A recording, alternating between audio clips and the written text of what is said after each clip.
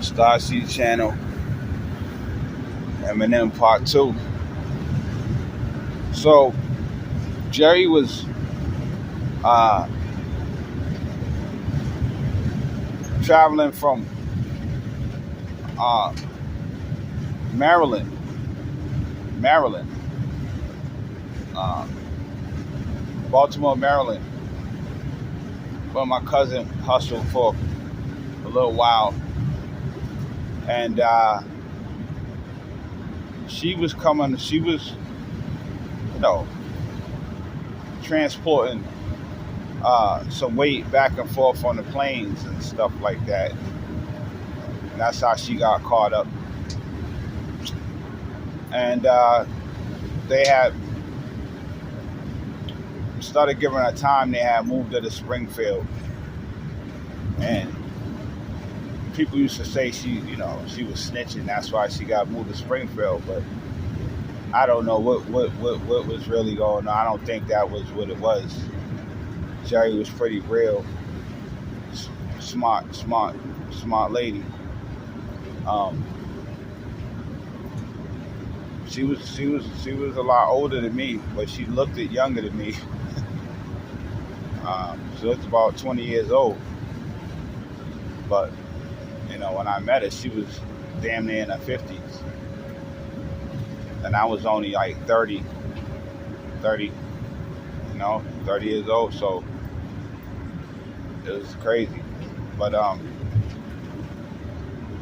Jerry taught me a lot about the game, the out of state game from where she was at, because the game's different in every city, in every state. It's different. It's different in Boston than it is in New York. It's different from Cali the way it is in Chicago. The game's different, and everything has a different name and stuff like that. But the game is something that truly died a long time ago. Jadakiss used to say that the game is dead. The drug game is dead. And that was back in the 90s. But this universal Illuminati is having a dream that the drug game is making a comeback and heroin is dead. Now, and this is bullshit. Okay, I remember Angel Dust. Was a big thing, and now I haven't heard about that in years. But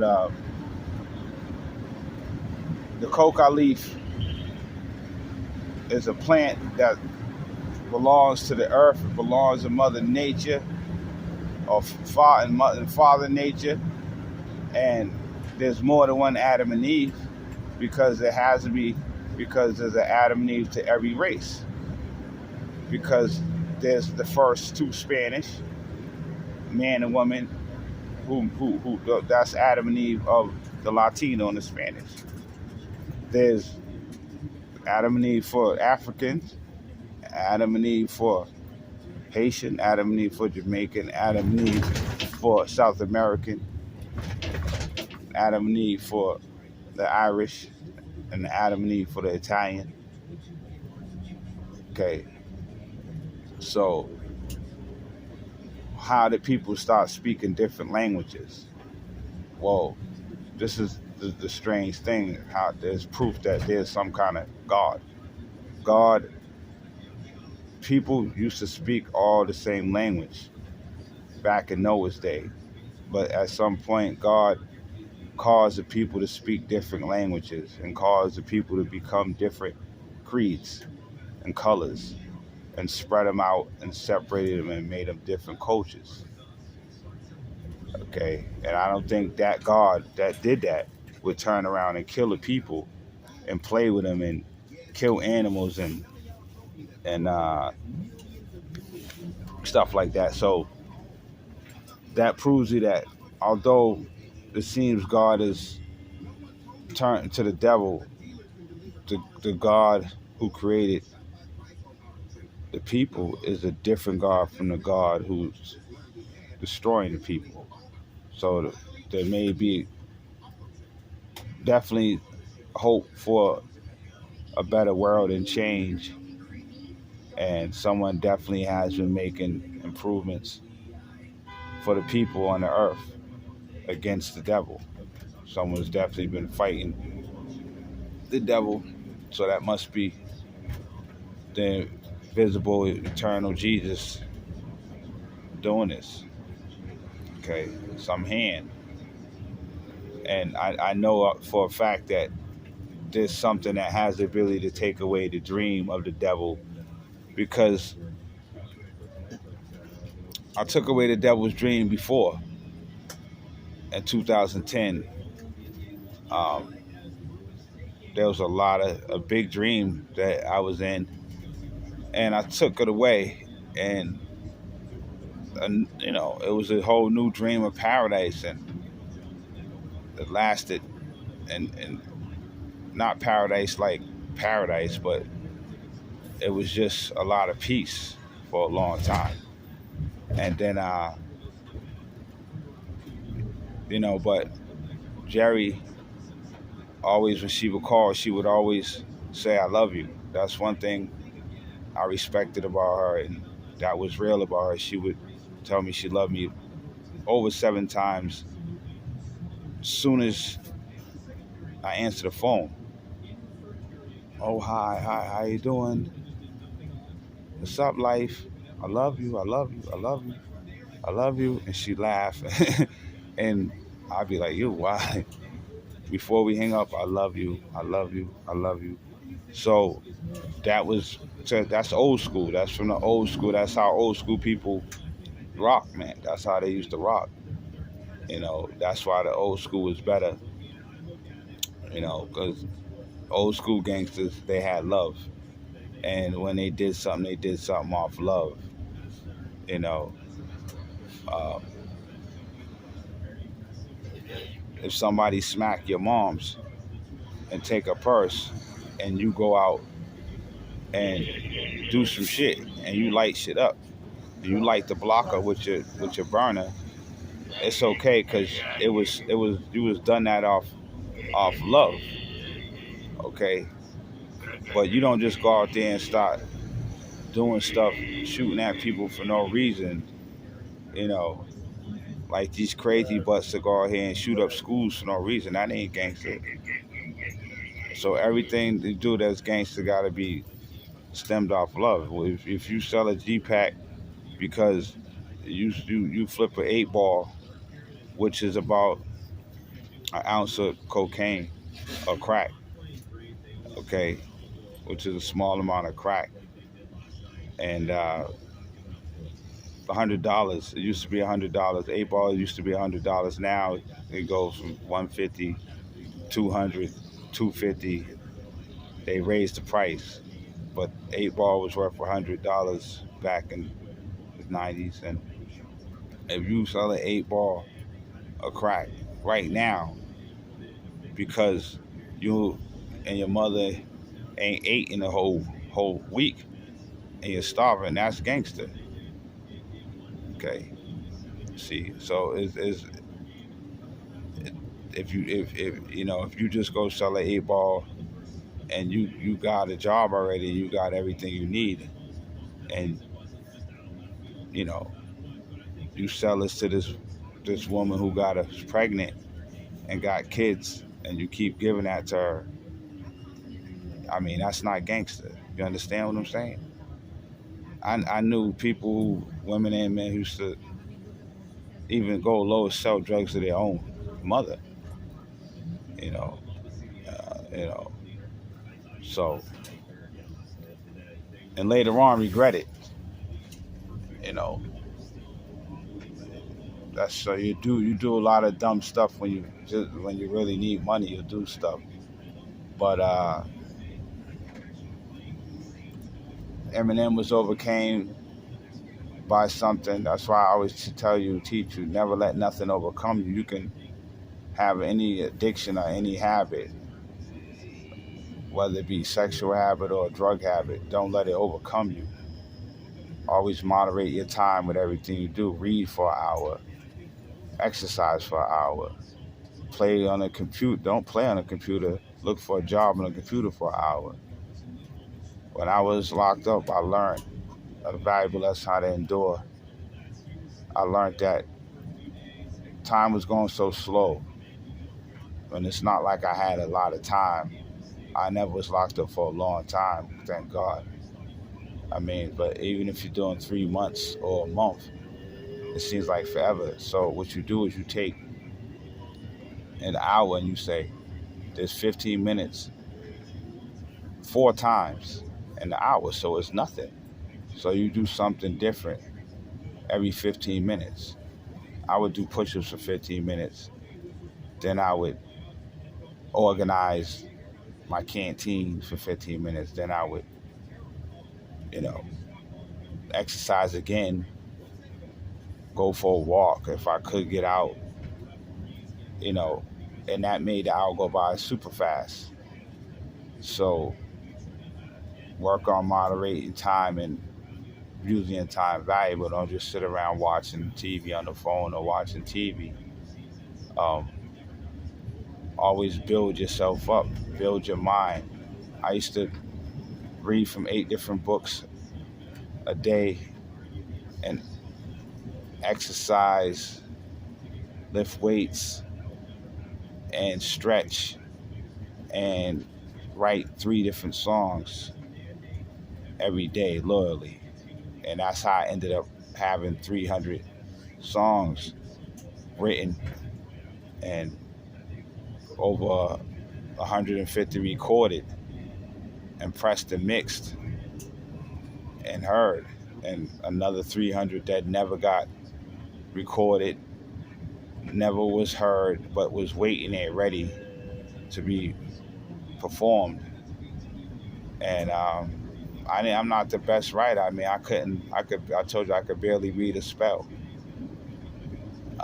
Dyslexia, but struggled to write 32 bars 3 times.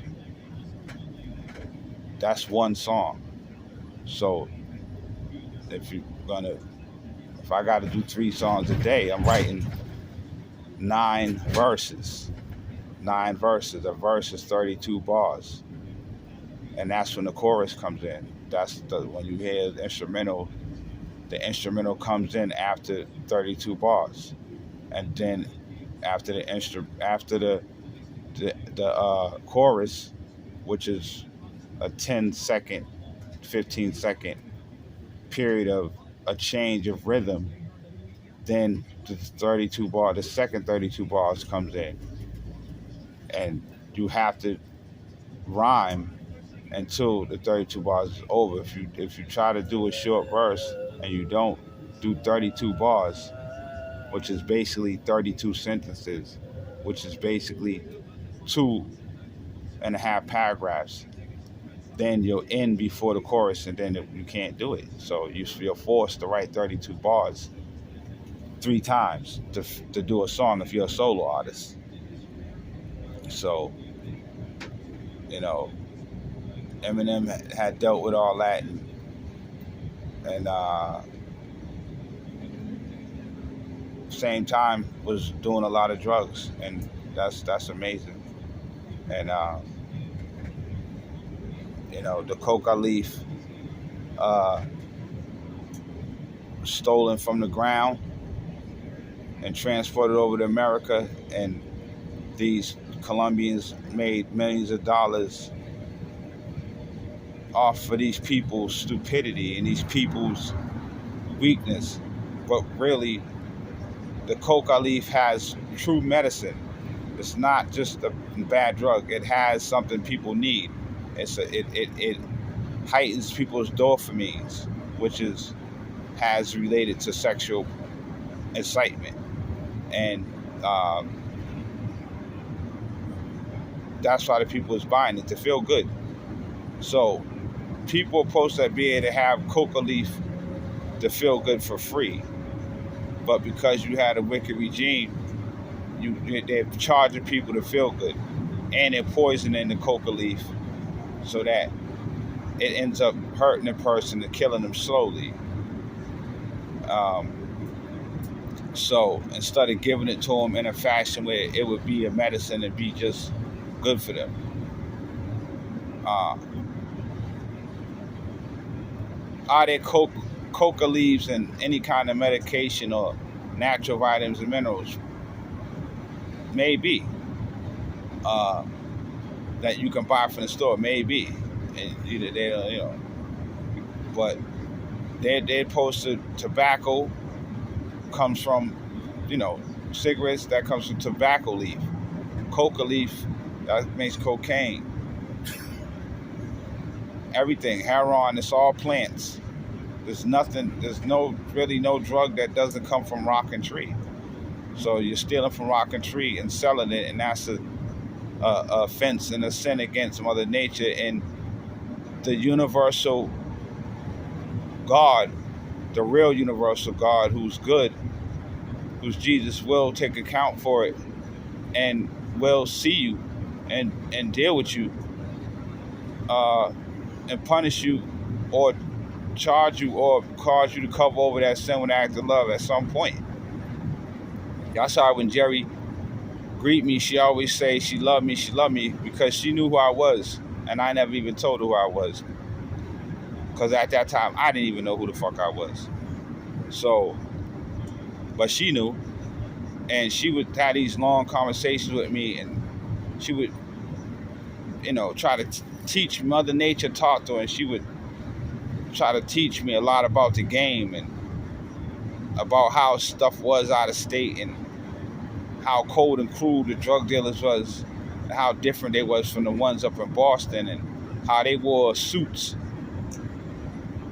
and how the gangsters down here wore, different baseball caps and jeans, and the gangsters down there wore all suits and ties, and she, she wanted to get me suits and ties and wanted me to, move with it and all that. And I gave her a car that I wasn't using, and I was out there with a Dominican chick named Jalitha, who was a nutcase, and we went out there she had gave me her car. Her mother actually gave me her car. Jalitha's mother gave me Jalitha's car because she brought Jalitha a new car. So we took that car to sell it because they had this place you could take the cars and get $1,000 for it, no matter how old it was. So we tried to take that out there. I drove that, and she drove the other one. Well, I had a rental, and then we drove 2 other cars out there, and we never ended up getting that because we got there too late because we was arguing on the highway, and she pissed me off. So we went back, and I was with Geri the whole day. And then when I went home, went to Jalitha's house where I was spending the night staying at, me and her got into it because she asked where I was at, and I told her, and so she started throwing plates at me because she was a little crazy. She used to always try to fight me and stuff, like play wrestle and all that. And she liked to fight, so she used to end up trying to chase me out the crib. I ain't run from her. I just walked out the crib. Like, I got my keys, and I left a lot of my music in there. That baby, baby, you know what I'm saying? So I wrote that. I was about Mom Dukes. You know what I'm saying? Baby, you was always there for me. Your love never strayed. No lights, no heat. It's grief to stay. When the leak went and sell, when the butter went and flipped, you were getting on the grind. Daddy home a grip on top of that. Latest fashion. Teeth like pearls, eyes like baguette, skin like silk, and your frame is a threat. Yeah, that's baby. Baby. Shit was crazy. I left that out there. And that was recorded, mixed down. I had to leave that. I never got it back.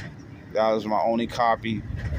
And she tried to chase me out the crib, throwing stuff at me, throwing dishes at me.